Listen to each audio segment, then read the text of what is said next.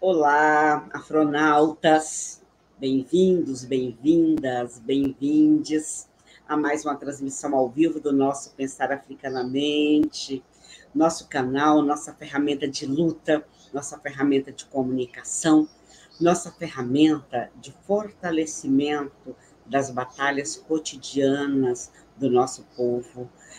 E por falar em batalhas cotidianas, nós vamos conversar hoje sobre quando a vítima do racismo se torna acusada, pegando como exemplo o caso do motoboy Everton em Porto Alegre, que vocês devem estar acompanhando, né? E que já já nossas convidadas vão estar aqui na sala para poder trazer essa pauta para nós. A gente vai trazer essa pauta como exemplo, porque elas ocorrem de norte a sul do país o tempo inteiro. Bom, nós estamos no YouTube, nós estamos no Facebook, onde você tiver, já deixa seu like, seu dedinho para cima, pega o link, compartilha e arrasta geral para participar do diálogo aqui conosco. Até considerando a importância de nós fortalecermos exatamente a pessoa que vai ser, que estamos trazendo como pauta hoje, o motoboy Everton, porque essa luta não pode ser solitária, né? Nós não temos a menor chance se for uma luta solitária, então temos que nos somar. Então vamos arrastar geral para cá, vamos trazer o pessoal, pega o link aí, compartilha, que eu sei que o pessoal vai se juntar aqui. Enquanto isso, deixa eu cumprimentar o pessoal que passou aqui primeiro. Círios Oliveira passou aqui de manhã, deixando o recadinho dela. O Adriano Coutinho passou no início da tarde. Círios dizendo, canal antenadíssimo, não perca o encontro. O que é importante, se você tiver um tempinho, passar mais cedo, deixar seu like, deixar seu comentário, porque acionar o sininho, porque nós estamos em luta também aqui no ambiente virtual, né? A tendência do algoritmo é não dar visibilidade para as nossas pautas, mas na medida que vocês vão interagindo, o algoritmo vai se convencendo de que aquela pauta tem relevância, tem importância.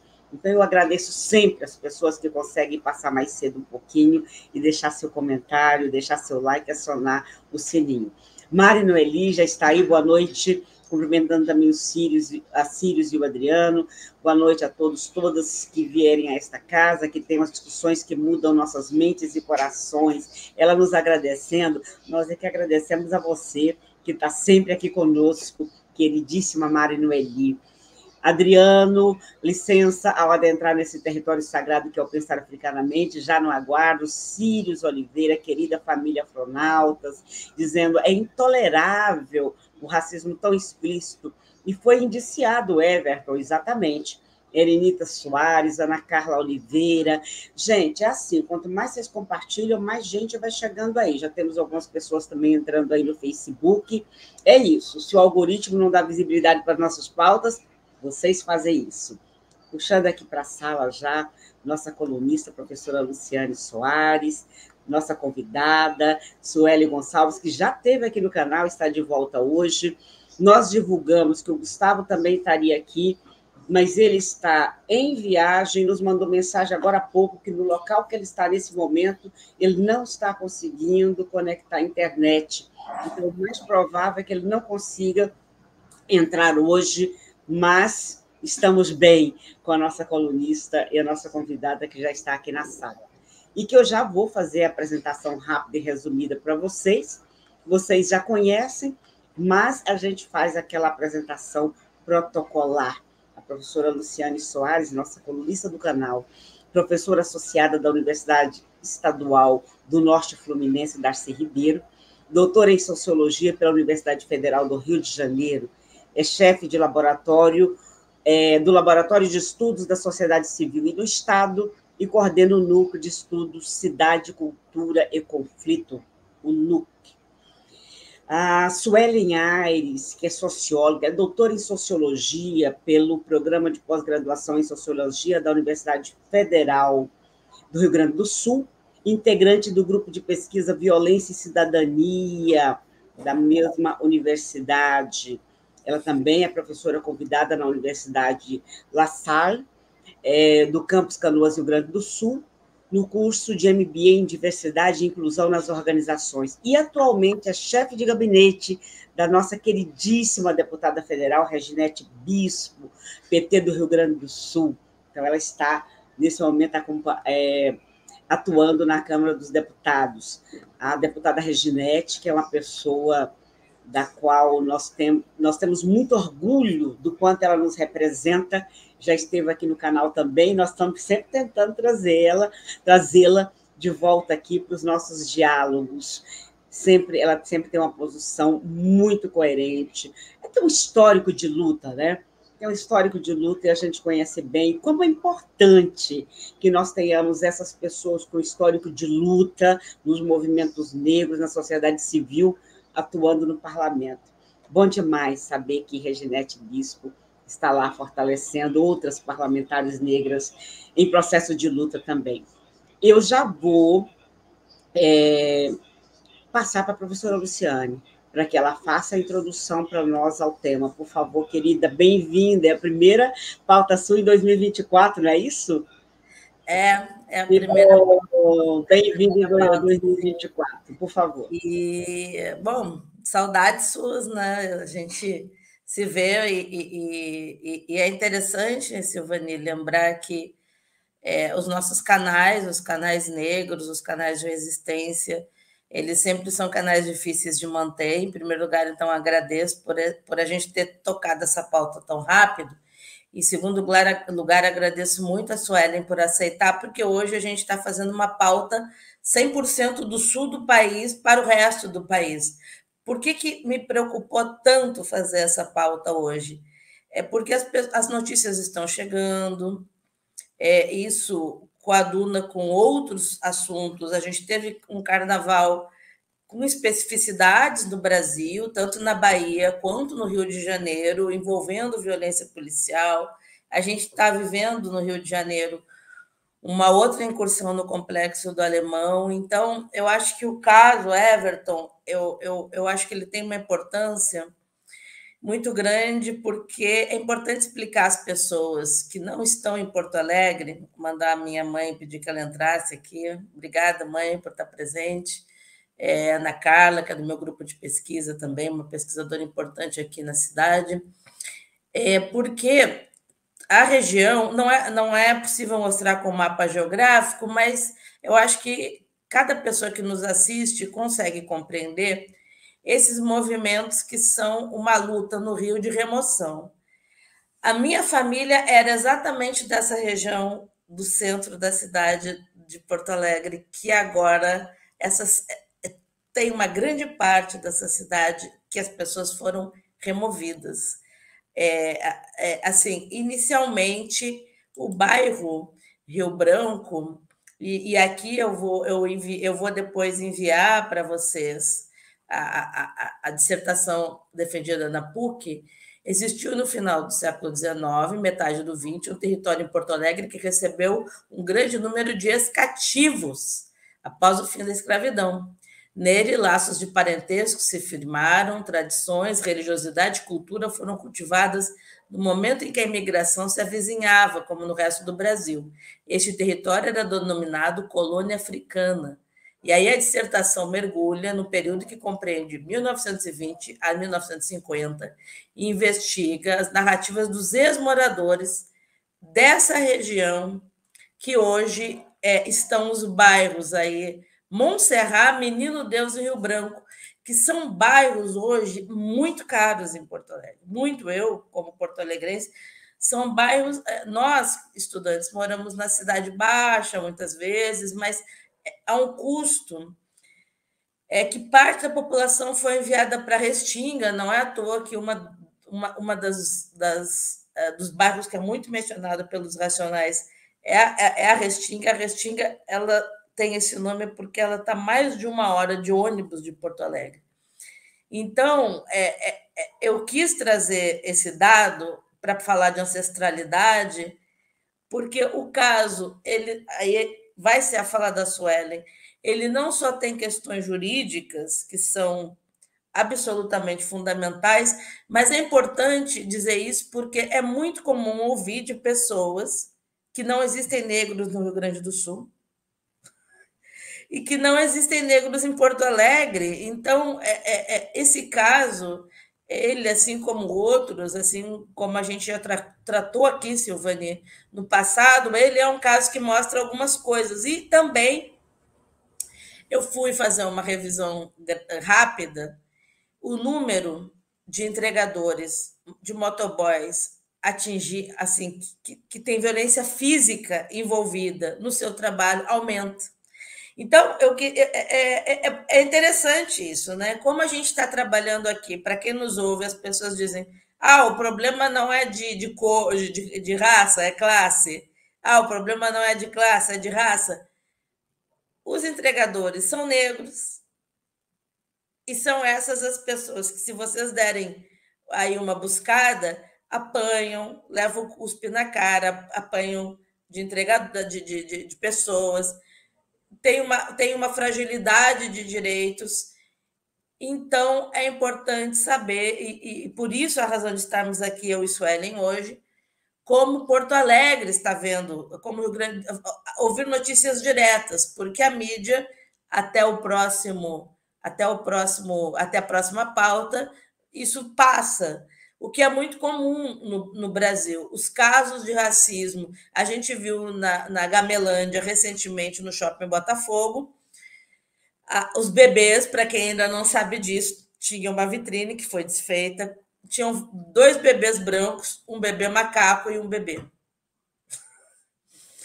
Essas são as questões que vão acontecendo no Brasil e que elas podem ser tipificadas dentro da lei com total facilidade. Então, eu acho que o tema aqui é entender um pouco como que a vítima vira acusada e, ao mesmo tempo, discutir um pouco esse lugar no imaginário do Brasil sobre um Estado branco. Esse Estado não é branco. Então, essa é a minha primeira fala. Agradecer imensamente a Suelen, porque eu sei que ela corre muito, né? A vida de alguém que está nesse tipo de assessoria é muito puxada, mas é fundamental, até porque nós estamos em um ano particularmente importante, ouvi-la. E nisso eu passo a minha fala. Então, uma boa noite a todas as pessoas que estão aqui conosco hoje de forma remota, aos que estarão ouvindo esse nosso bate-papo, esse nosso diálogo em outro momento. Queria agradecer imensamente a professora Luciane, que é uma referência na docência, enquanto uma mulher negra, pesquisadora, doutora, que inspirou gerações, inclusive a minha pessoa. E a nossa colega companheira, que eu já conheci em outros momentos, né, a Silvani, que eu agradeço imensamente pela mediação. Quando a professora Luciana me provoca a pensar esse tema, a gente está imerso a esse debate, né, por conta, além da nossa atuação laboral, que é o meu trabalho, né, sou assessora parlamentar de um mandato antirracista e feminista aqui na Câmara dos Deputados, a qual a gente se debruça sobre a produção legislativa para enfrentar esse caso. Inclusive, né, nós estamos relatoras do projeto de lei do senador Paulo Paim, que trabalha para pensar a abordagem, né, policial de agentes públicos ou privados, né, do serviço de segurança, para que possa vedar esse tipo de conduta motivada em discriminação, preconceito, né, de cor, enfim, etnia, religião, e que não pensa só a conduta, mas que também se propõe a pensar uma educação na perspectiva de direitos humanos para o enfrentamento ao racismo, né, para com as forças de segurança. Então, essa é uma das faces da Suelen, né, que hoje é, então, assessora parlamentar na Câmara dos Deputados, um local que, para mim, é a síntese do poder racista e patriarcal no Brasil, desigual, um país de maiorias negras, um país de maioria feminina, mas que o reflexo dos espaços de poder e de decisão, como a Câmara dos Deputados aqui em Brasília, demonstra, né, a face de homens brancos, heterossexuais, moradores dos centros urbanos, e com uma perspectiva, né, muito distante do que nós vamos estar discutindo aqui. Então, essa é uma faceta da Suelen, e a outra, que a professora Luciane já conhece de algum tempo, é que me debruço a pesquisar os temas relacionados à segurança, à violência, né? Sobretudo, né, as minhas pesquisas mais voltadas para pensar as questões da violência em gênero e raça, né, nessa intersecção de gênero e raça. Então, acompanho esse debate na minha vida também acadêmica, né, e também enquanto docente, que me debruço a pensar de como essas intersecções atuam nas organizações, nas instituições, e como o caso do Everton apresenta uma síntese de várias questões que eu queria trazer aqui para a nossa reflexão.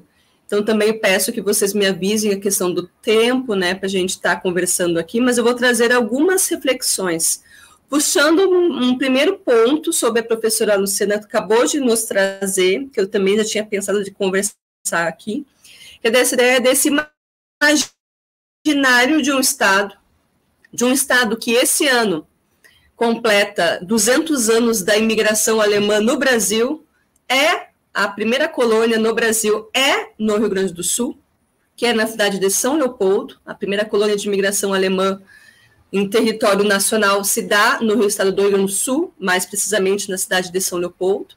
Então, esse imaginário, né, de um estado povoado por pessoas que vieram num processo, né, de migração de imigrantes europeus, né, como a imigração italiana, alemã e outras populações não negras, um estado com, sim, uma população negra, e uma população negra expressiva, uma população negra, como bem a professora Luciane nos apresentou, segregada territorialmente pela violência racial e colonial, então, na qual nós estamos, né, em territórios marcadamente desiguais, de acesso a direitos, de acesso à cidadania, inclusive.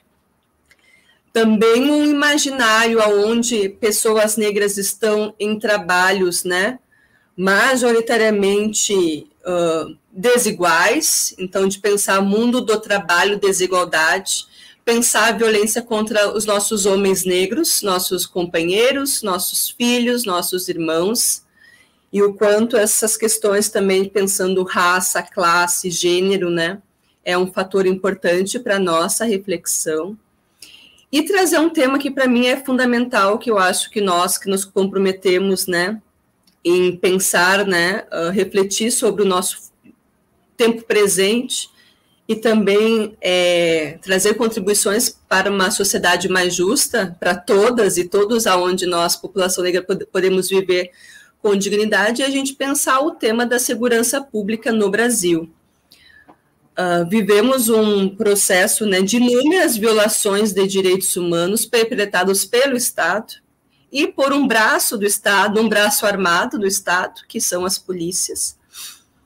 Não são fatos isolados, que eu acho que é o primeiro ponto que eu queria trazer para a nossa reflexão, que esse é um argumento muito comum de se trazer, inclusive o governador do estado do Rio Grande do Sul, o governador Eduardo Leite, trouxe na sua primeira fala, né, que certamente era um caso isolado, que não éramos para ter alguns pré-julgamento, que deveríamos aguardar, né, as investigações, o trâmite, né, se houvesse ou não alguma má conduta, né, desse órgão de segurança, que no caso do Rio Grande do Sul nós chamamos de brigada militar, mas que no nosso país são as polícias militares. Polícia Militar essa gaúcha, que é quase bicentenária, ou seja, uma instituição construída nos marcos de um país escravocrata, onde corpos de negros e negras, né, eram tidos como não humanos, e o quanto esta política de cidadãos de primeira classe e de segunda classe, ou terceira, fica nítido nos nossos olhos no dia 17 de fevereiro de 2024, quando nós nos debruçamos a ver a imagem do Everton sendo, então, pedindo, imagina, né, qualquer um de nós, né, que nós vamos acessar um serviço público, ou seja, fomos vítimas de uma violência, acessamos o Estado para fazer, né, uso, né, de um espaço como deveria ser o acolhimento, no caso de uma tentativa de homicídio, em um espaço, né, ao céu aberto, à luz do dia, e você, em vez de ser acolhida na denúncia na qual está sendo feita, você é tido como o suspeito número 1. A forma como o Everton é tratado pela equipe que acolhe o caso, a forma na qual nós vimos as gravações, as pessoas no entorno trazendo as reflexões para a equipe tratando daquela forma o Everton, e o que mais me chocou, e que não nos choca, porque essa é uma realidade, infelizmente, do nosso país, é a gente ver a forma como o cidadão de primeira classe, de primeira categoria, o homem branco, heterossexual, moradores dos centros urbanos, foi tratado pela segurança pública do meu estado. Literalmente, quase que colocaram nos braços, né? Sorvar, né? Então, aquela cena nos traz uma ideia, né, de que aquela construção, né, de uma polícia preparada há 2 séculos atrás, né, vamos pensar a construção do que seria a brigada militar, de uma polícia preparada para, enfim, a segurança do patrimônio, para, enfim, a segurança dos cidadãos, né, para a perseguição para com quem era tido, né, como, em tese, suspeito de algum crime, do quanto se atualiza no processo da ditadura civil-militar com a caça ao campo de esquerda, com a caça aos comunistas, dos pobres e negros como alvos fáceis dessa polícia, né, que é preparada para cometer esses delitos, que eu acho que é um outro ponto muito importante que nós ouvimos reiteradamente, né? Que a polícia precisa ser preparada, porque ela precisa de preparo. Eles têm preparo, sim. Nós que pesquisamos o tema relacionado à segurança pública, que tivemos relações, não posso também generalizar que todo o corpo, né, dos trabalhadores em segurança, mas existe sim espaços de formação, existe sim espaços de reflexão, existe uma academia de polícia. O que não existe, e aí nós podemos trazer essa reflexão, é que os debates e a formação para preparar esses trabalhadores para viver em democracia ao longo do período histórico foram, digamos assim, sendo retirados dos seus currículos, né?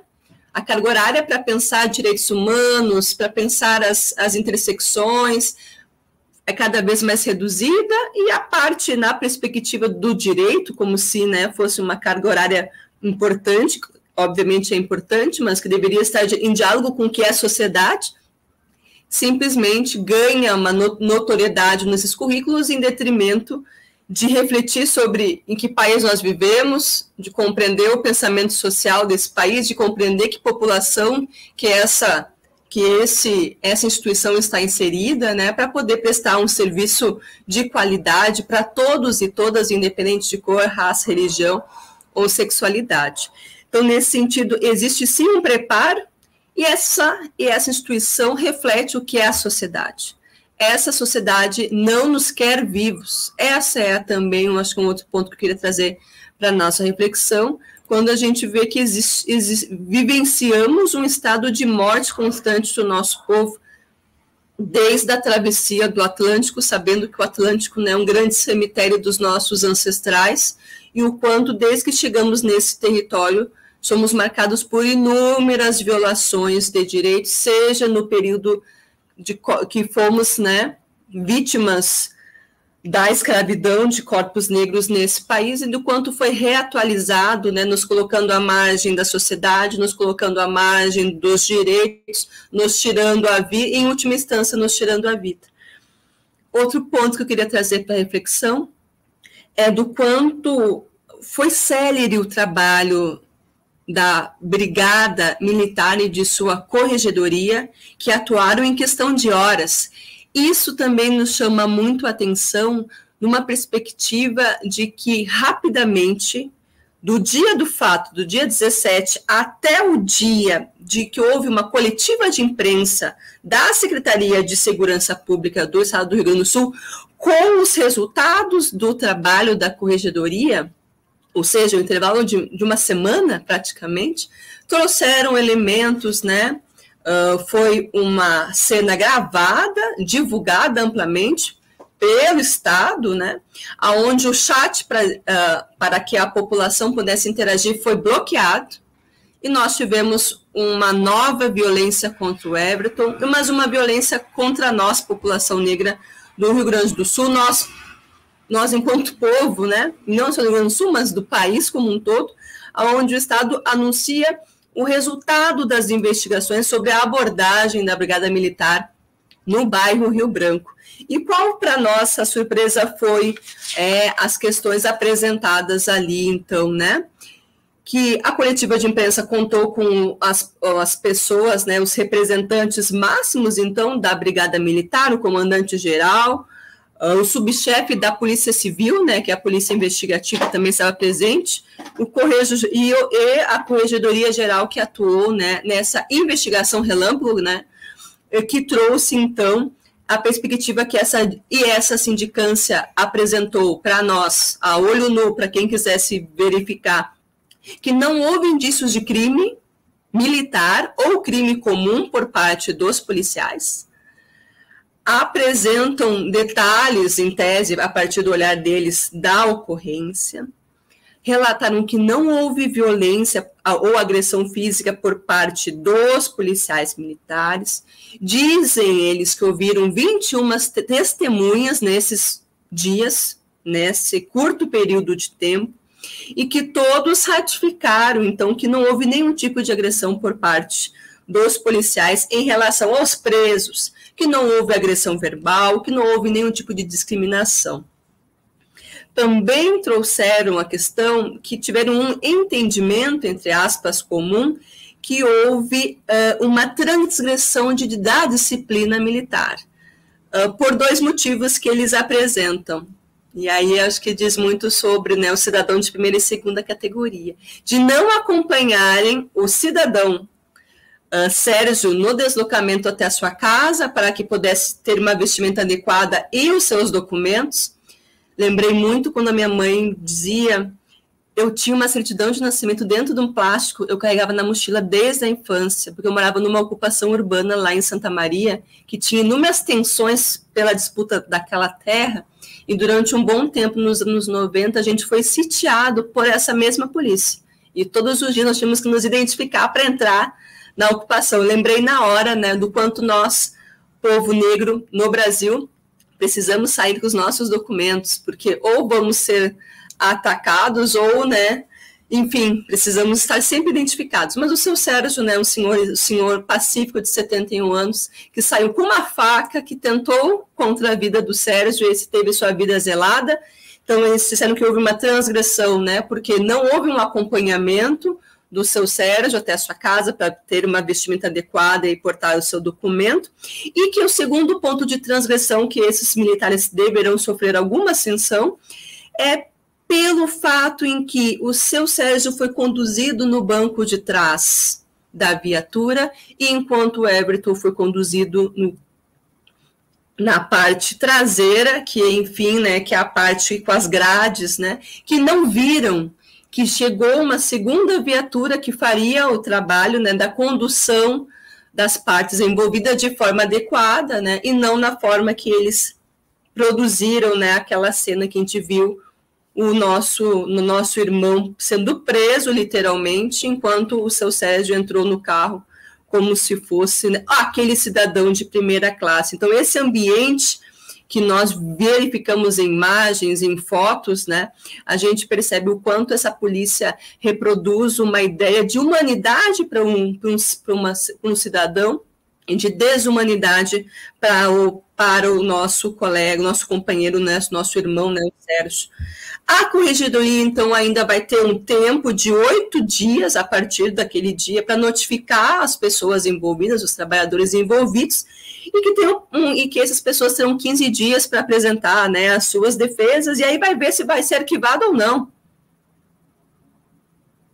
Enquanto o Sérgio Camargo, que liga para um serviço de segurança para informar que foi vítima de uma tentativa de homicídio, e que soubemos também por outros relatos que não foi um fato que foi esse fato já vinha numa sequência de casos contra os trabalhadores a partir desse senhor, mas que esse foi o fato mais grave, que ele estava com uma arma branca. Ele que foi pedir socorro é indiciado, então, a partir, então, desse processo, né? Ele foi indiciado e deverá responder a um processo, né, nesse contexto, né? Então, eu queria trazer algumas reflexões, assim, para que nós podemos pensar conjuntamente, né? Houve, eu acho que foi importante também, naquele momento, então, o Everton foi atuado, né, acusado de resistência e desacato à autoridade policial. O senhor branco, né, o idoso branco de 71 anos, né, indefeso, literalmente, né, o caso em relação à tentativa de homicídio não foi registrado e ficou, entre aspas, né, num caso de desacato e num caso, né, que eles produziram ali de lesão corporal. A rapidez que eles trouxeram esse caso não foi a mesma rapidez que essa mesma polícia matou Gustavo Amaral, meu colega de universidade, menino negro engenheiro que estava com a roupa do seu trabalho, em deslocamento para o seu trabalho, e foi morto porque a polícia achou que ele portava uma arma, ele estava com o celular saindo do carro para ser abordado e foi executado na frente dos seus colegas e familiares por fazerem parte daquela empresa. E ainda mais, essa polícia militar do Rio Grande do Sul, ela é tão perspicaz que criou um tipo de, legítima defesa imaginária. Então, além de usar o termo de legítima defesa, que a gente vê nos casos em São Paulo, Rio de Janeiro, né, eles usaram um novo conceito, né, que nunca tinha sido usado ainda para esses casos, de legítima defesa imaginária, porque esse homem imaginava que aquele homem negro era um criminoso, esse imaginava que ele portava uma arma, então no imaginar a gente executa um ser humano. Dentre outros casos de violação perpetrados pela polícia militar gaúcha, e que logo encontra os mesmos subterfúgios ou a legítima defesa imaginária, que foi no caso do Gustavo Amaral em 2020, no meio da pandemia do coronavírus no Brasil, como agora no caso do Everton, né, que de vítima passa a ser acusado por desacato e por ferir o seu agressor, coisa que todo mundo percebeu pelas imagens que não houve. Então, para encerrar essas reflexões iniciais, eu queria trazer para a nossa reflexão um ponto importante que eu acho que foi a articulação do movimento social negro em defesa do nosso irmão Everton, e, né, imediatamente articular um ato, uma articulação, um acolhimento do Everton. Então, a gente teve uma assessoria jurídica, nós contamos com as bancadas negras, né, tanto a bancada negra na Assembleia Legislativa, quanto a bancada negra federal, atuaram imediatamente acolhendo o Everton, então ele foi acolhido pelos seus, né, inclusive juridicamente. Logo após, né, houve um ato, né, dos movimentos sociais negros, e aí, então, acho que o quanto esse tema é um tema de extrema importância, né, na pauta do dia a dia. Ano que vem, nós estaremos celebrando, né, os 30 anos da Marcha Zumbi dos Palmares, a marcha de 95. Literalmente também, ano que vem, os 10 anos da primeira marcha das mulheres negras, lutando pela vida, pelo bem viver e contra a violência. E o quanto eu acredito que a gente precisa pensar em estratégias, porque as instituições estão se sofisticando, então os argumentos a cada momento estão mais sofisticados, e a revitimização dos que sobrevivem à violência institucional, racista institucional, eu acho que é um tema que a gente precisa pensar. E um outro ponto que eu fiquei muito sensibilizada, que o senador Paulo Paim fez uma fala que para mim foi muito importante e central, que foi: precisamos botar esse debate na rua. O Senado fez a sua tarefa de casa, o projeto de lei do senador Paim, ele foi, então, o projeto de lei 5.231 de 2020, né, que tem esse foco específico sobre esse caso. Me parecia, assim, eu vendo, né, o projeto de lei que o senador construiu, que está agora na Câmara dos Deputados, sob a nossa relatoria. Quero dizer para os companheiros, as pessoas que estão nos acompanhando, que o ano passado o projeto não avançou na Comissão de Direitos Humanos, Minorias e Igualdade Racial, porque ele foi literalmente barrado em todos os momentos que ele foi para a pauta, pela bancada da bala e pela bancada fundamentalista da Câmara dos Deputados, que veem qualquer ação, qualquer garantia de direitos humanos para o povo negro como algo preocupante. Então, ele, infelizmente, está pronto para ser pautado na comissão, mas não avançou. Mas nós estamos fazendo um exercício agora nas últimas horas, provocadas pelo senador Paulo Paim e pela conjuntura, de como no mês de março, o mês das mulheres, a luta das mulheres, a bancada negra também está sendo provocada a pensar alguns projetos de lei que são estratégicos para as mulheres, sobretudo as mulheres negras, e para nós a prioridade também é pensar esse projeto, né, de que forma a gente pode alçá-lo para o plenário, e no plenário, sim, a gente garantir que ele venha a ser aprovado, e aí vá a sanção, porque já passou pela Câmara, pela casa iniciadora, no caso, o Senado Federal. Óbvio que é uma luta homérica, uma luta gigante, porque nós temos os setores da extrema direita e do campo fascista, reacionário, muito bem articulado, mas nós também precisamos pensar em estratégias de sobrevivência nas diversas trincheiras na qual nós estamos inseridas, né? No meu caso, hoje, procurando estudar mais para pensar de que forma a gente pode produzir sobre a pauta, também contribuindo também aqui com a minha deputada, de como a gente pode, nessa trincheira do legislativo, pensar isso, mas não só pensar a produção de leis. Eu acho que nós, enquanto legislativo, né, e enquanto sociedade civil, a gente tem que cobrar a fiscalização dos protocolos internacionais, no que tange o debate, né, que nós viemos construindo ao longo desse período histórico das violências institucionais, inúmeros casos que já foram também trabalhados por, quem sabe, organismos internacionais, ou seja, de que forma a gente vai pensar, né, em outras estratégias, né, para poder viver minimamente com dignidade, né, mas me voltou um gatilho, que eu confesso a vocês que eu já tinha superado.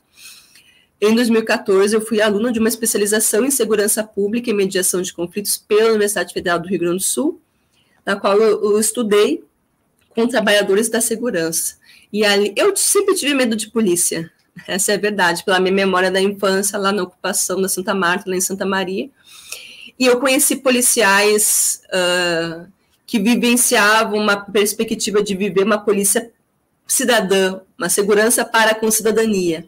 Então, eu confesso que esses colegas, hoje meus colegas, que também são sociólogos, se debruçam a pesquisar sobre segurança, são trabalhadores da segurança pública, temos muitos que atuam, né, dentro da lei e na perspectiva de direitos humanos, que fomentam esse debate nas instituições, então o quanto é importante, e digamos assim, existe sim pessoas que estão dispostas a pensar um novo olhar para com a segurança no nosso estado, mas esse caso do Everton me volta a pensar naquela Suelen de 7 anos, que saía com uma mochila para ir para a escola com uma certidão de nascimento dentro de um plástico, que era o que nós tínhamos naquele momento, para manter mais íntegro o documento, porque nós vivíamos no estado de sítio, onde eu tinha que acessar, para acessar minha casa, eu tinha que passar pela polícia na ida e na volta, eu tinha que justificar que eu estava indo para uma escola pública estudar. Então, o quanto essa vigilância sobre esses corpos negros nesse país se intensifica, os casos no país afora estão tratando sobre isso, acredito que é muito importante a gente refletir sobre isso, e agora eu estou lendo aqui uma mensagem no chat da Vilma Piedade, e aí eu estou impactada, né, porque grande referência para todas nós, né, e a gente compreender também o tema do feminicídio, que é o que eu pesquiso, então deixo para uma próxima rodada, quer saber, eu vi a professora Luciana, eu pesquiso feminicídio contra mulheres negras, e aí eu acho que é nessa intersecção de gênero, raça, sexualidade, território, é que onde essas violências ficam mais nítidas, essas violências do Estado, ou essa ausência de política, que também é uma produção de morte, quando essa política que deveria promover a cidadania, promove a nossa morte, ou física, ou de outras formas de produção de morte, né? Que é a gente não ter segurança, é a gente pedir segurança e não ter segurança. Então, que cidade é essa? Que Estado é esse? Que democracia é essa? Que eu acredito que uma democracia onde nossos corpos não são preservados é uma democracia muito frágil, né? E que eu acho que a cada momento a gente vivencia de formas distintas. Então, devolvo a palavra para a professora Luciane, para ela também trazer reflexões sobre Porto Alegre, a terrinha dela, sobre essas reflexões sobre esse território na qual os nossos mais velhos vivenciaram, né, e que foram retirados por conta da violência, né, pela disputa desses territórios, e o quanto pessoas como Vilma Piedade, né, com as suas produções de pensar a doloridade, para mim, nos traz outras perspectivas para a gente pensar, né, do quanto essa irmandade, né, enquanto mulheres negras, né, é importante para a gente avançar na luta, uma luta feminista que seja antirracista, que os homens negros estejam conosco, lutando lado a lado, né, e o caso Everton nos traz essas reflexões, né, sobre segurança, território, e num lugar como o centro de Porto Alegre ocorreu esse caso, imagina o que ocorre lá na Restinga, o que ocorre lá na Cruzeiro. E só para encerrar, na mesma semana, infelizmente, nós tivemos um caso, agora estou procurando o nome, eu acho que eu anotei aqui, de um senhor, um porteiro, Rodinei Antônio, né, porque eu acho que o racismo também nos tira até a identidade, né, o nome, o sobrenome. O porteiro Rodinei Antônio Xavier foi agredido a socos e pontapés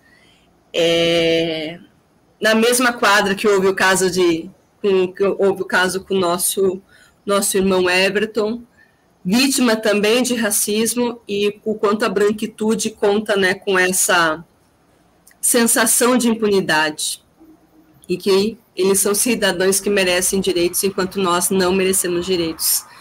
Então, a nossa primeira rodada seria isso. Eu agradeço imensamente aqui as contribuições. Nós é que te agradecemos. Você trouxe alguns elementos, assim, que esse legítima defesa imaginária, para mim, é de uma... Se bem que é dar nome para uma coisa que a gente sabe que existe. Porque já olham, principalmente os homens negros, como um corpo perigoso, não é? Então, acho que é dar nome para uma coisa que a gente sabe que existe. Agora, o judiciário dá nome para isso e achar que isso justifica, pode ser usado numa peça qualquer jurídica, é algo assim, muito impressionante. Essa questão que você coloca, né, sair de casa, lembrar de levar meu documento, quer dizer, há um protocolo, li esses dias, essa semana, num texto, né? É a mãe preocupada se o filho vai sair de boné ou não, qual é a camiseta, qual é o tipo de bermuda, se o documento vai estar em mãos ou não, se tem tatuagem ou não, tudo isso achando que com esse protocolo você garante a vida, mas não garante, né? Porque a nossa pele é alvo, né? A pele é alvo, então nem perguntam antes pelo documento e assim por diante, né? Já chegam... Então, são algumas questões que você trouxe que nos impressionam. E fico muito feliz que você nos traga também a informação de que Everton já está acolhido, já tem assessoria jurídica, já tem todo o apoio do movimento negro organizado, parlamentares e assim por diante. Bom, salve, salve, Vilma Piedade, que bom que você está aí, mulher.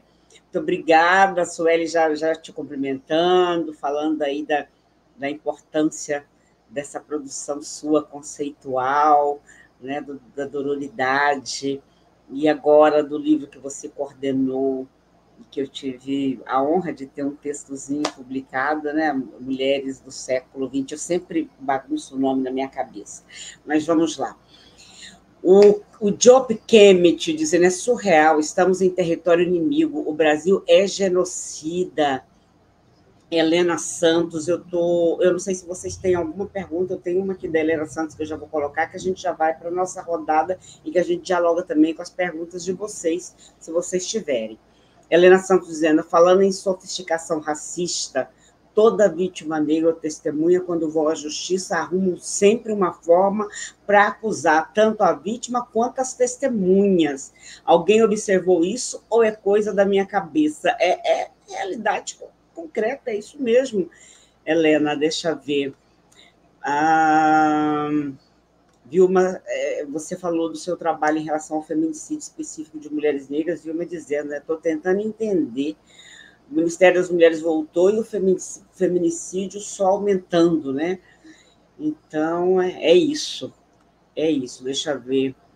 A Vilma dizendo, a taxa de feminicídio é 3 vezes, acho que cortou aqui a frase dela, mas acho que é 3 vezes maior em relação às mulheres negras. Está cortada a frase dela, não sei se é isso o dado que ela está trazendo. Deixa eu ver.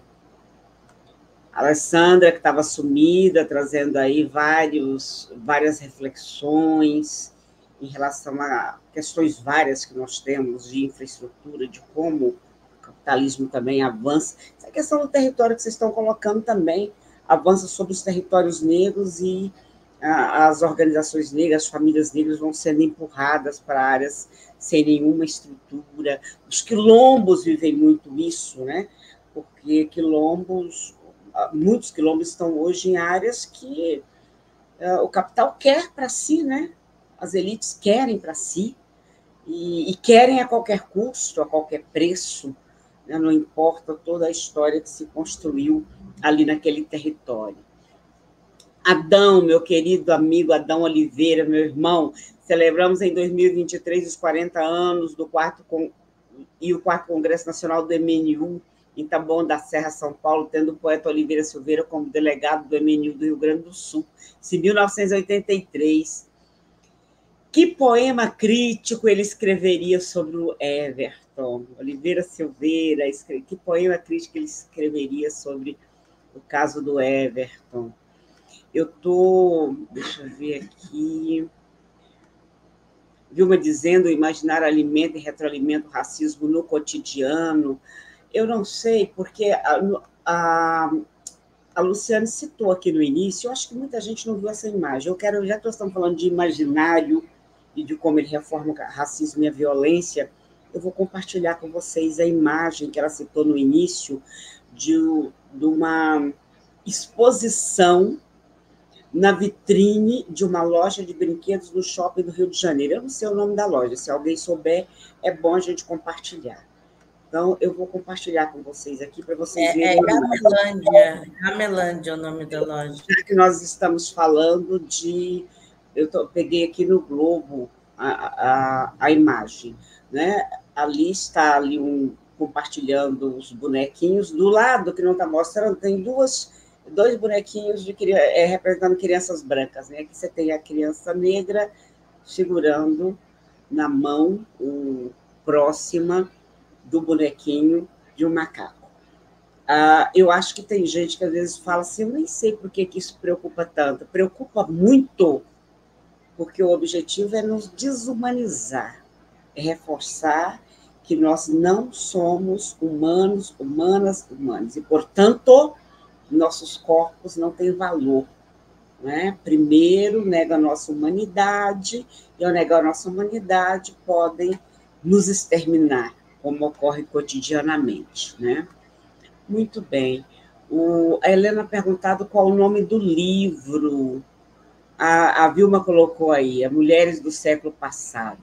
São 70 autoras que ela reuniu e organizou no livro, e que está aí à venda. Vocês podem procurar, já esteve entre os 10 mais vendidos aí recentemente. Vamos lá.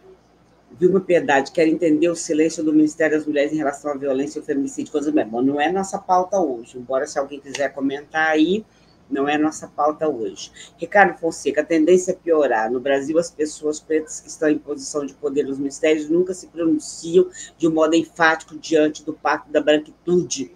Há muita covardia. Acho que é isso. Na verdade, eu nem diria nem somente das pessoas negras que estão nessas posições. Eu digo desse governo que nós elegemos e que nós demos a cara a tapa para enfrentar a violência de como o fascismo se posiciona nesse processo eleitoral. E aí, por falar nisso, já que nós tivemos aí o Lula corretamente se manifestando em relação à violência na faixa de Gaza, e lembrando que ninguém se manifesta, por exemplo, sobre o conflito na República Democrática do Congo, e que as crianças estão sendo mortas. Vai ser nossa pauta de sábado, tá? Nossos irmãos, nossos companheiros de Angola, que sempre têm nos sábados aqui alguma pauta, trazem Áfricas para nós, vai trazer República Democrática do Congo no próximo sábado. Estou te devolvendo, Lu, por favor. Eu agradeço muitíssimo a fala da Suelen, porque ela nos atualiza, e isso é importante exatamente pelo que Vilma traz, o que os ministérios, o que estamos fazendo, né? Quer dizer, é um momento, é um momento delicado, exatamente porque tem se formado uma narrativa no governo Lula sobre ter subido a rampa, mas não ter se apropriado dos poderes, né? Quem fez política sabe que isso é uma disputa também dentro. A pauta racial é uma pauta que sempre está sendo disputada, então, Vilma, né? A gente entende, a gente compõe, mas a gente tem muita percepção, né? Dos recursos, da desigualdade de forças, e nisso eu queria saudar muito a nossa iniciativa no Governo Livre, quando nós estivemos no Governo do Estado, particularmente ao lado de uma pessoa que merece todo o nosso respeito, que foi José Paulo Bisol, porque naquele momento nós tivemos avanços importantíssimos na discussão sobre a ação da Brigada Militar no Rio Grande do Sul. E foi incrível, se vocês, para quem não é gaúcho, para quem não soube, o Rio Grande do Sul é um estado relativamente com um número grande de municípios e tem uma parte de fronteira de municípios, quer dizer, se uma farmácia fosse assaltada na divisa com a Argentina, estaria na capa dos grandes jornais para poder dizer que José Paulo Bisol não era capaz de estar à frente daquela pasta na qual ele permaneceu por 4 anos. E eu acho isso importante porque existem várias discussões que são técnicas e que são jurídicas dentro da Brigada Militar e dentro da Polícia Militar. E, ao mesmo tempo, eu não vou entrar nessa pauta, eu conversei com o Silvani, a gente até pode trazer, até trouxe de alguma forma essa pauta, mas pode trazer de novo, que foi o Carnaval na Bahia e no Rio de Janeiro, o que havia acontecido na Maré, e a gente está aqui no Rio de Janeiro nessa semana, sob uma ação letal da polícia, novamente no Complexo do Alemão. Então, essas são características específicas, né? Mas eu acho que a questão é que a naturalização, enquanto está acontecendo uma chacina no Alemão, o governador Cláudio Castro está no seu Instagram postando uma foto dele aos 6 anos e perguntando se a população acha que ele mudou muito. Então, para vocês entenderem, assim, parece que as coisas estão desconectadas, mas a gravidade do caso Everton para o Brasil é que a gente já discutiu aqui, em um momento anterior, no Africanamente, a moça que usou uma espécie de cinta para bater em um motoboy. Então, a gente entra num ponto que eu gostaria que vocês prestassem atenção, que é o perfil dos trabalhadores de entrega de comida no Brasil. Quando eles chegarem na sua casa, percebam que cor eles têm, mesmo em um estado que dizem que a população negra é minoria. Ainda assim, eles não querem, quem está cumprindo a atividade que ninguém quer cumprir. Então, eu não quis deixar passar o dia de hoje, porque é uma obrigação que a gente observe a condição de trabalho dos motoboys negros no Brasil. O Galo foi preso, né? Vocês sabem que é um representante legítimo da categoria. Nós temos um número cada vez maior de jovens negros na informalidade. E que são... Então, assim, a gente aqui também está falando de um núcleo familiar, quer dizer, o que esse trabalhador negro está vivendo nesse momento afeta aos seus parentes. Imagine, porque eu acho que no Brasil a gente tem dificuldade de empatia com o desconhecido, né? Então, a gente, para conseguir empatia, nós precisamos... Imagine, nesse momento, o seu irmão preso após ter sofrido uma agressão. Eu acho que esse é o ponto principal aqui hoje, né? Um homem negro foi preso após ser agredido. E aí, o que não se esperava e que está chocando, vocês podem entrar em qualquer rede social, até da grande mídia, que a gente nunca espera nada, né, Silvani? Do ponto de vista jurídico, é uma aberração tão grande.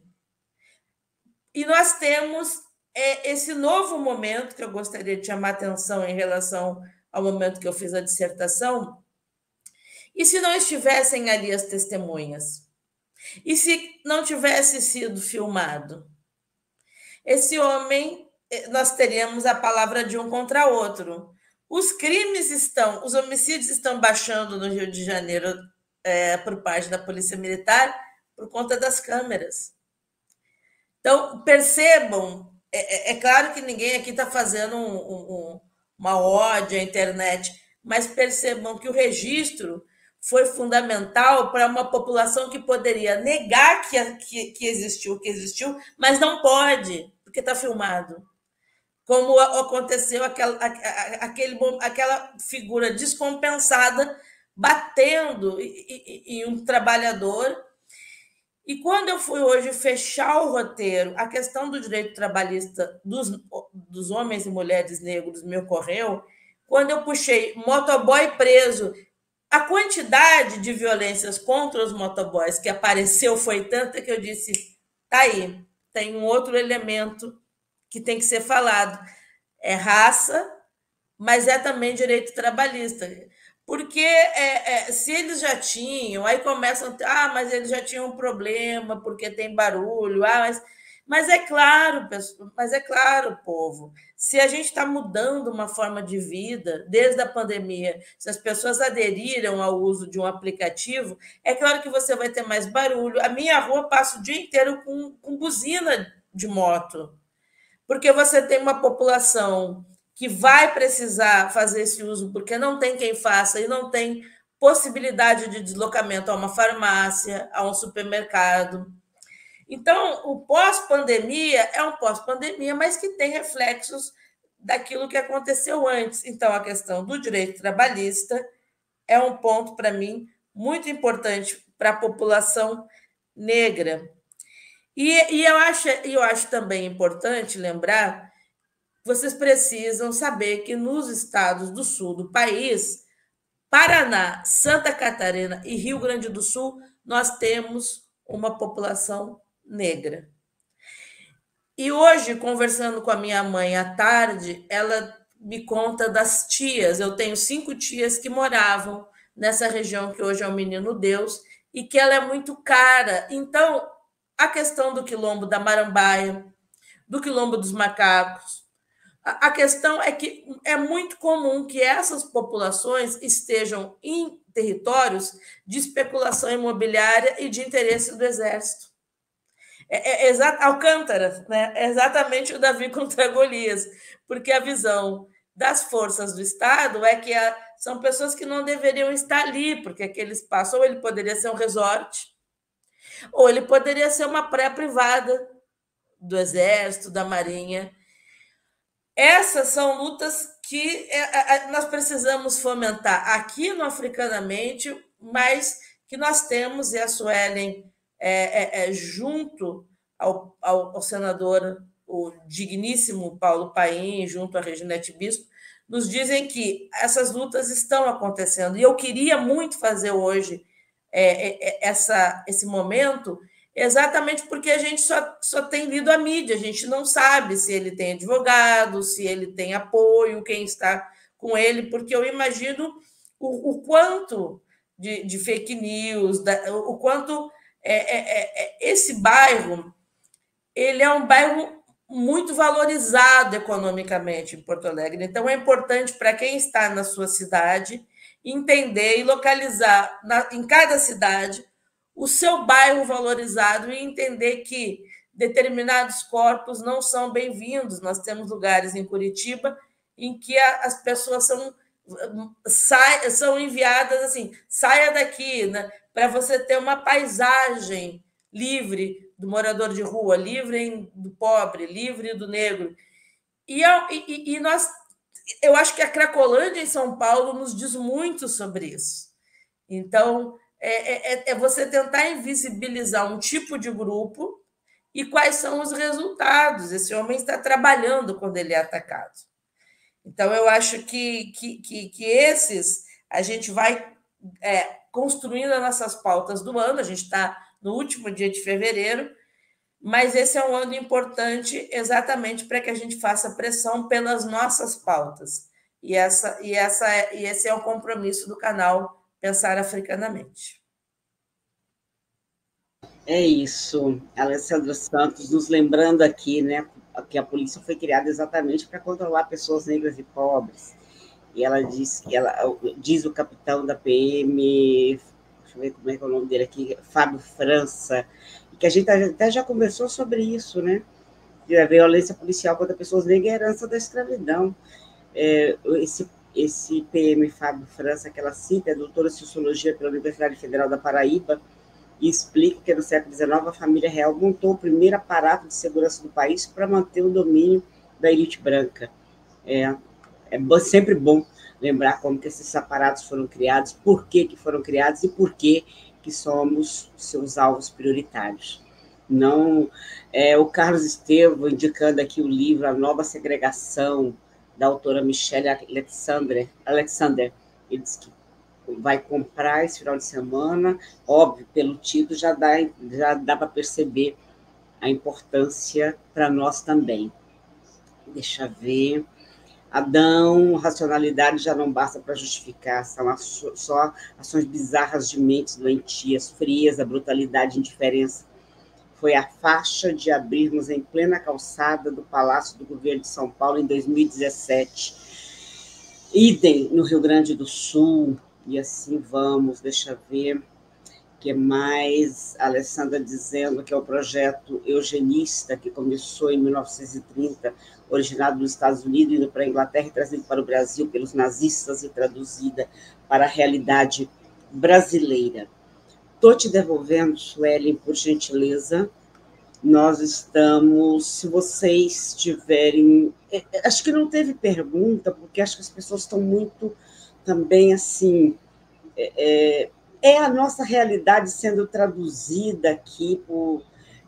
acho que as pessoas ficam um pouco impactadas também com essa situação, né? Por favor, Suelen.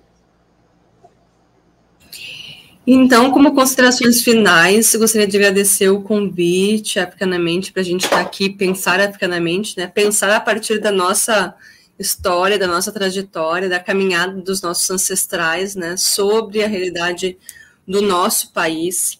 Eu acredito que nós precisamos enfrentar o tema relacionado à segurança pública, o campo de esquerda, né? Os campos de esquerda, a pluralidade, né, de quem acredita, né, numa sociedade mais diversa, plural, onde todos possam viver com dignidade, uma democracia a ser construída, né, é um tema que a gente precisa se debruçar. Acredito que, assim como a Vilma Piedade nos trouxe, né, de como o imaginário, né, como o racismo se alimenta desse imaginário, o fundamentalismo religioso se alimenta desse imaginário de corpos negros enquanto não humanos. A extrema-direita também, e se articula com setores, né, ligados, né, a setores que nos atacam diretamente, como a gente pode perceber, que é um dos braços armados do Estado, que são as polícias. Então, acho que nós temos que ousar a pensar, né, como que a gente avança para pensar uma polícia com cidadania, segurança com cidadania, segurança pública com cidadania. Eu acho que é um grande tema para os partidos de esquerda, para a esquerda como um todo, e para nós que sofremos diretamente, né? A deputada recebeu uma pergunta esses dias da bancada negra, para que debater violência, o que tem a ver violência policial e mulheres negras? Sei lá, tudo a ver, né? Porque nós, mulheres negras, ou somos vítimas da violência policial, ou nossas famílias são vítimas da violência policial. A violência policial é uma constante nas nossas vidas, ou seja, né, precisamos nos debruçar a pensar estratégias de sobrevivência e também estratégias, né, de ter um debate franco, né, sobre o tema, enfrentar esse tema que de alguma forma é capturado por uma extrema-direita reacionária, né, que não quer que nós acessamos cidadania nesse país. Acho que um outro ponto, dialogando um pouquinho com o que eu li aqui, é de que sim, precisamos tensionar um governo que nós elegemos, o governo do presidente Lula, né, que foi eleito por mulheres negras e pelos mais pobres desse país. É só ver as pesquisas que trouxeram o perfil do eleitorado, né, e que nos traz esses elementos. Nós temos que cobrar, sim, que exista um espaço para pensar a segurança pública que não seja ligada ao Ministério da Justiça, né? Por exemplo, temos pesquisadores, temos trabalhadores de segurança, temos pessoas com capacidade para estar nesse espaço, mas também precisamos que os ministérios que dialogam com a pauta dos direitos humanos, das mulheres e dos negros e negros, que elas tenham também condições de implementar políticas públicas de reparação histórica. Ontem nós estávamos tomando um café da manhã com a ministra Aniele Franco, e tivemos a informação que o Ministério da Igualdade Racial é o ministério com menor recurso da esplanada dos ministérios. É o menor orçamento da esplanada. O que isso quer dizer para nós, para o ministério que precisa trabalhar para mais da metade da população brasileira? Isso diz muito. Então, acho que nós temos condições ainda maiores, né, por estarmos na linha de frente na defesa da democracia, na defesa do Estado Democrático de Direito, na defesa do governo Lula, de cobrar que nós possamos ter, né, um executivo que também se preocupe com as nossas pautas. Mas, ao mesmo tempo, a gente tem que compreender que a nossa frágil democracia foi capturada pela extrema-direita e pelo centrão, quando captura uma parcela significativa do orçamento público federal para a Câmara dos Deputados, e nós estamos nesse lugar, e nós fizemos uma autocrítica, né, numa perspectiva que o orçamento, na minha perspectiva, deveria estar à disposição do Executivo para pensar as políticas públicas para o nosso país, mas nós estamos refém de um parlamento que também quer manter uma casta, quer manter um status quo de homens brancos nos espaços de poder e que detém uma parcela importante do financiamento, né, para políticas públicas, com as emendas e o quanto essas emendas estão muito mais numa perspectiva de captura de currais eleitorais do que de política pública para o país, e do quanto também o governo fica refém dessa realidade também que nós vivenciamos no nosso país. Então, o quanto, de fato, um grande desafio lutar por vida, por dignidade, mas eu acho que os nossos mais velhos já nos demonstraram com a história, né, que viveram, né, uma violência racial gritante, gigantesca, construíram um Brasil para que nós, população negra, pudéssemos viver, e aí a resistência dos quilombos, a resistência das nossas mais velhas, as benzedeiras, né, as parteiras, as mulheres que produziam saúde para a população negra quando não existia o SUS, né, e tantas outras formas de resistência, as educadoras que contribuíam com a nossa formação cidadã, os terreiros que produzem, né, além de pensar um espaço sagrado para nós, povo de terreiro, mas que lá a gente tem direito de pensar alimentação saudável, né, de como pensar soberania alimentar, também passa pela experiência né, de negros e negras nesse país, ou seja, acho que a resposta está também com as nossas experiências nesse país, mas são temas extremamente importantes, né, para nós, para o avanço de um país, né, que se propõe viver em uma democracia, né? E a professora, nossa mestra, né, Vilma Piedade, nos traz um debate sobre o artigo 5º da Constituição, essa Constituição, né, cidadã, que nós abraçamos, né, que nós a defendemos, rasgada nesse último período histórico, mas o quanto essa Constituição cidadã ainda está muito distante de muitos de nós que não temos os direitos básicos ali respeitados, né, como o direito à vida, em primeira instância, né? Então, o quanto precisamos avançar numa democracia mais alargada, uma democracia que inclua a todos e a todas, né? E acho que muito provocada pelas questões sobre feminicídio, né? Eu acho que, para mim, que pesquiso o tema e estou muito debruçada sobre esse tema, né? É a barreira última do machismo, do patriarcado e do racismo contra os nossos corpos de mulheres negras que resistem às violências e corpos de mulheres negras que dão vida a outros corpos negros nesse país, né? Então, o quanto um ataque a esses corpos negros de mulheres negras é uma política de morte deliberada por um Estado patriarcal, por um Estado racista, por um Estado colonial, que reproduz as suas formas de desigualdade nas instituições, e a gente hoje se debruçou para falar sobre as instituições de segurança pública, uma delas, né, mas acho que deixa muito nítido para nós, eu acho que é a que mais deixa nítido as violências, mas o quanto precisamos nos debruçar, e como diz Vilma Piedade, são coisas da branquitude. Ele se autoprotege, não foi à toa que a corregedoria da Brigada Militar atuou em questão de horas para proteger a instituição, proteger uma parcela dos trabalhadores dessas instituições, que atuaram dessa forma totalmente ilegal contra o Everton e contra tantos outros, né, que a gente não sabe também. Então, o quanto é importante, né, a gente perceber que essas instituições precisam ser tensionadas de fora para dentro, de dentro para fora, para viver em democracia, né, do contrário, a gente vai vivenciar inúmeras outras experiências, né, e resistir, né, resistir e viver com dignidade, né? Que tenhamos uma ótima noite. Agradeço imensamente ao convite, minhas irmãs. Nós é que te agradecemos, sabemos como está corrido. Você disse, acabei de chegar, estou aqui me arrumando. E o Adriano Coutinho, lá de Ananindeua, na região metropolitana de Pará, encantado com a sua rede aí atrás e dizendo, eu também estou aqui acompanhando o Pensar Africanamente, deitado na minha rede. E eu fico tão feliz da gente ter pessoas nossas produzindo, né, conteúdos afro-referenciados a partir do nosso lugar de ser e existir. O Adão citando aí trauma intergeracional da violência do Estado, relatos de mulheres negras cujos filhos foram assassinados por agentes de Estado, que é a defesa de mestrado da psicóloga Lourdes Alves de Souza. A Helena, lembrando que essa semana chega o livro da Carla Cotirene, né, do trabalho que ela desenvolveu de pesquisa É Fragrante Forjar, do doutor Vossa Excelência, né, está chegando aí também, eu até vi no perfil dela que vai sair, e é muito bom que nós tenhamos chegado a esse ponto em que temos pessoas produzindo conteúdos a partir, a Alessandra dizendo, novo livro da Carla Cotirene. É isso aí, gente. Eu estou convocando... Lu, se você quiser um minutinho para encerrar, eu te dou, mas é um minutinho mesmo, viu? Porque eu estou aqui, nós estamos no nosso limite. Por favor. Tranquilos. Agradecer muito a Suelen pela qualidade da fala, pela qualificação, pelas notícias que ela nos traz do Sul.